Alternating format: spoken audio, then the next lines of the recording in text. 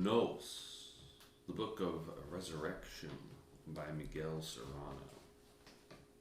Introduction. This work possesses all the defects needed to defeat time. I was forced to write it in this way. In accordance with the required limitations, I have also been permitted to reveal the martial initiation of Amor. The whole of my creative work falls outside the boundaries of any specific literary genre. It is neither a poem, nor a novel, nor a philosophical essay, although it contains a little of each of these. I conceived it within a rhythmic unity of the soul, and it can be assimilated with no more difficulty than that inherent in its symbology and essential obscurity, even by those who come upon it for the first time.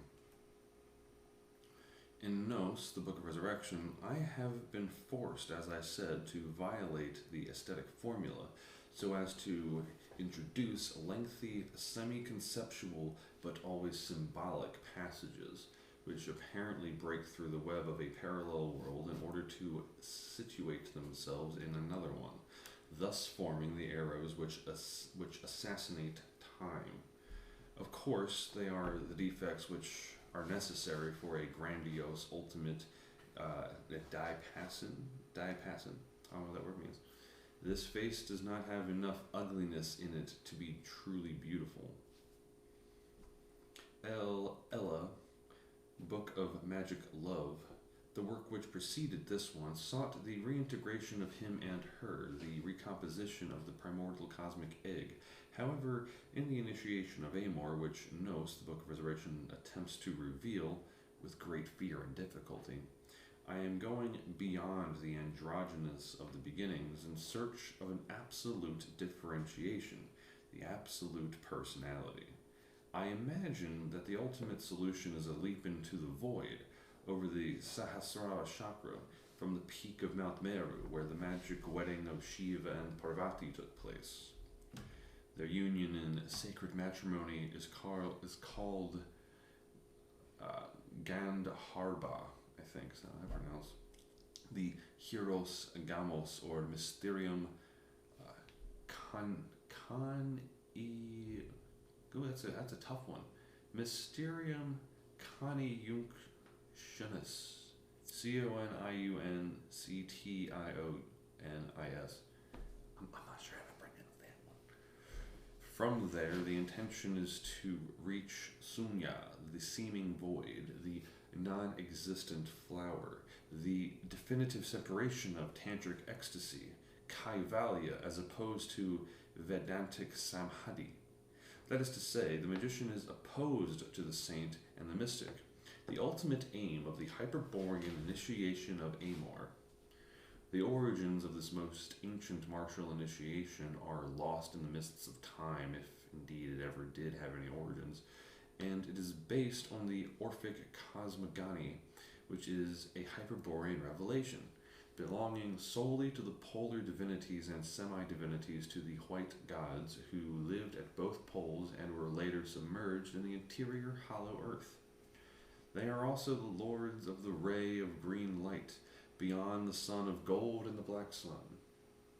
According to the Orphic cosmogony, yeah, it sounds better, love drives the cosmogonic eros to break the cosmic egg,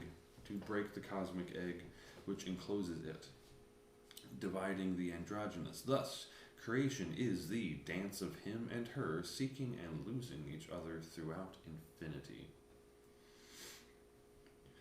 There is mystery which has rarely been spoken of, and then only in a tremulous, almost inaudible voice.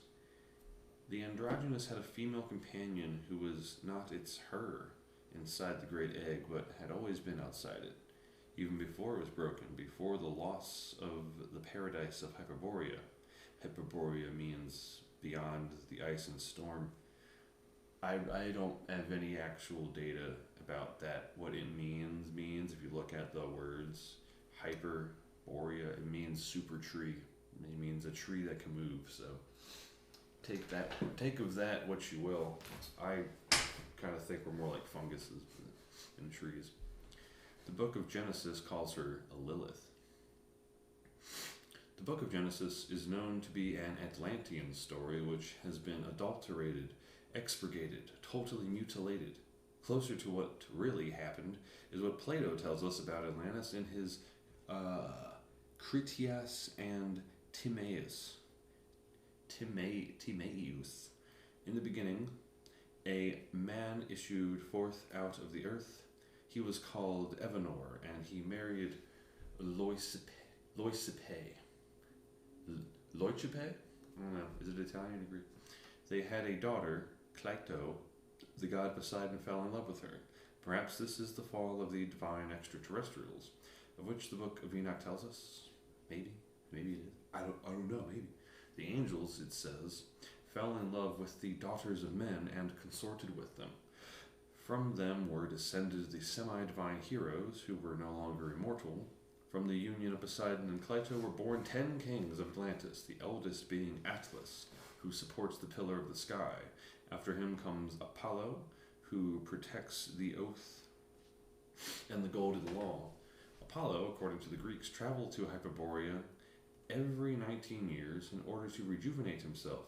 In reality, the Greek gods are the heroes and kings of Atlantis Hyperborea. Poseidon and Cleito produced the 5 pairs of twins who were the 10 kings of Atlantis.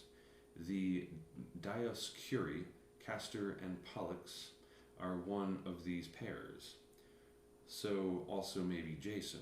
At the very least, he is a king of the Grail, like Heracles or Hercules. I really like the pronunciation Heracles, just saying. It is important to be able to cast light on the mystery of the twin kings of Atlantis. Is the twin a material entity, or only the double in an astral parallel world? It can be deduced from all this that various levels of humanity exist.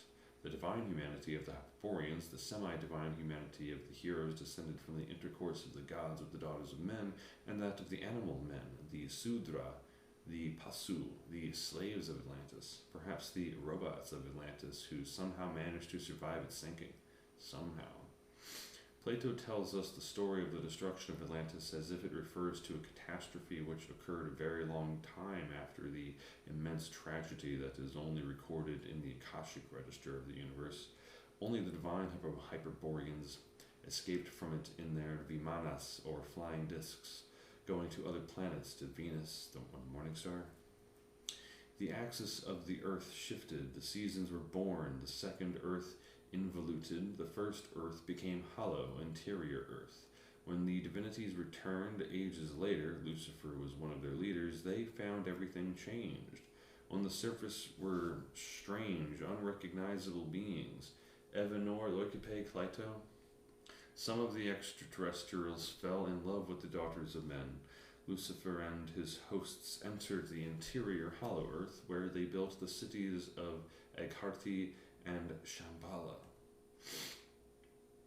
There they hoped to be able to recover those who had turned into semi-divinities through consorting with the terrestrials. Because of the impossibility of writing their real names, which are in fact mantrams, I don't know what a mantram is, what's that? We have given them names like Evanor, Apollo, Lucifer, Jason, Loicipe, Cleito, and Lilith, which are taken from the truncated mythologies of a more or less recent past. The Edda refer to the same subject as the Book of Enoch as the Mahabharata, showing us that the Vanir and the Aesir have extraterrestrial origins. They are the angels of the Book of Enoch who taught men the arts of building, astronomy, and agriculture, and women who to adorn themselves by making cosmetics. Did the Vanir and the Aesir consort with the daughters of men? Perhaps they both did. Well, they consorted with each other, so. Just like the Pandavas and the Kauravas in the Great War of the Mahabharata, the Vanir and the Aesir, who were blood relatives, entered into military strife. The Vanir lived in the north, the Aesir apparently came from the Caucasus, led by Odin, or Wotan, the god of the axe and the spear and whatever. They may have gone down into the second earth from the peak of Mount Elbrus. With them they took the goddess Frigga. The Vanir had Freya. There is effectively little difference between the two names. They also had Atlas, who gave his name to Atlantis. He was the supporter of the pillar of the sky above the North Pole, with his head touching the pole star above. Soon Atlas, too, worshipped Odin's axe. From the union of the Aesir and the Vanir came the Norsemen, worshipping their Hyperborean ancestors through the symbol of the pillar of the sky, whose real name is Ir or Air, the root name of the most important of the gods, Irmin, which means power. In the Nordic cult, the tree then became the symbol of the legendary pillar. It is the Irminsul, an ash which stood in the Eresberg, the castle of Air. Charlemagne felled it with the monk Boniface, cut down the sacropatriarchal oak called Donar in the 1,000-year-old grove. Motherfucker, I'm never gonna. Both converted the pagans by force. The Edda tells us that the sacred tree, which was also called Yggdrasil, was destroyed in Ragnarok, or Twilight of the Gods. It was the tree of life which grew in the Nordic polar sacred grove. Up its trunk climbed the vine Vidembla like a fiery serpent, coiling itself around it. The Vitis Vita, the crown of the tree, supported the sky and was the sky. Its golden fruits were the stars. In the garden of the Hesperides grew golden apples, as they also did in Avalon. The Insula Pomorum, the island of apples, Apollo and the divine Hyperboreans went there to eat them in order to rejuvenate themselves and return to life as immortals. They were the Aesir, Askembla, ASA, axe, support, axis of the earth and the pillar, earth and the sky, polar pillar, and also Vitas Vita. The way and the life, the pillar and the life, the tree and the serpent, the pillar and the Kundalini. The Tuatha De Danann in the Irish legend are also the Aesir, the extraterrestrials who came down from the stars. The Nordic legends are closer to the great mystery of the point of origin than the Christian and expurgated ones, like the Book of Enoch itself, because the point of origin is to be found at the pole in Hyperborea. From there came the cult of the magic sacred wedding, later called Gandharva in Aryan India, in which the Germans took with them the Languedoc, where it reappeared among the Provençal troubadours and the Minnesänger of the High Middle Ages, Tristan and Isolde. Along with the Asag, see the Dictionary of Initiation Amor at the end of this book, the May Bride and the Countess of May, and also with the mysterious Volvre Selde, Isolde maybe? Whose sons the Minnesänger claim to be.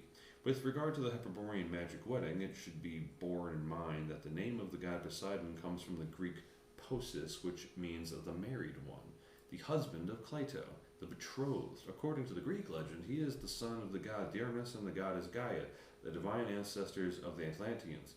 Euripides said, in the land of Amber, Hyperborea, the king of the gods celebrated his marriage. The belief in reincarnation is also essentially Nordico-Polo, of both poles, being better expressed in the myth of the eternal return than in the rationally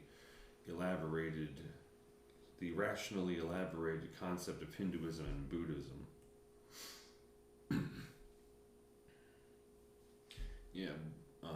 We have this thing, I mean, you should go watch other videos about this, I'm not the expert here, but I think it's pronounced Hamingya. It basically means luck, but you inherit it. So it's like, I'm not going to get into that, whatever, I'm reading a book. Google Hamingya. The revelation. Because of the proximity of a new cataclysm within the eternal return, and because the places of those who will be saved by the flying discs of light have almost been filled, I have been permitted to reveal certain pages of the sacred book, which refers to the cosmogony of this martial initiation of Amor, thanks to the same acceleration of time which foretold the which foretold the catastrophe. Here is what appears in the book which was salvaged from the fire. How the cosmic egg was broken. There was an egg which was all the non-created world, with transparent walls through which there could be seen no one and a non-outside. And this was where her lived. In the breathing of the great egg, from time to time, like something which happened before the seconds and the hours, there appeared the color green, which might have become a star or a ray of light, but which remained as the motionless cosmogonic great egg. A music, a sound took shape, or rather the seed of a music. Its insinuated trembling, and the being which was there inside the great egg, seemingly complete and eternal, gave off a green vapor, and in that tenuous music the vapor condensated, and she stood before him, as if in the play of a breath or the simulation of a dance, but she did not yet exist. Hurriedly he reincorporated her, breathing in deeply, becoming her once more. But the experiment had now been made, the time was foretold. Chance became destiny within the great egg. The breathing became rhythmic, although it still stayed within the walls of the transparent ice, and each time the being breathed out, she emerged and danced a little, covered in a green placenta, until he breathed her in as if he were drowning in a horrible pleasure, rapidly, so as not to let her escape. And the new chance destiny occurred. The green veils fell away from her, and he saw her for the first time naked in her body made of breathed time, play, and dance, and all his eternity could not suffice him to gaze upon her nakedness.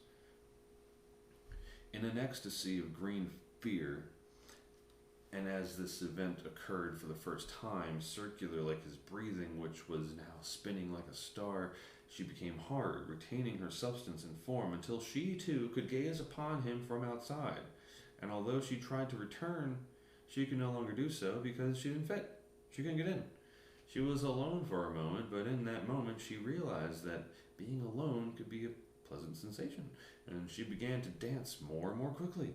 And when he returned from his ecstasy, all his efforts to reincorporate her were in vain, because the entrance had become smaller or had closed, leaving the terrible female at liberty, uncontrolled.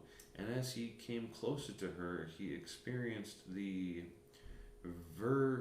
vertiginous sensation of his own flesh touching itself on the other side of a mirror. And it was she who took him into her body. But this was not at all the same thing.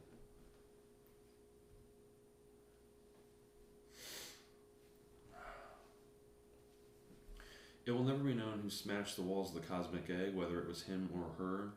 The egg turned into a star, a myriad of stars, and into the music of the spheres.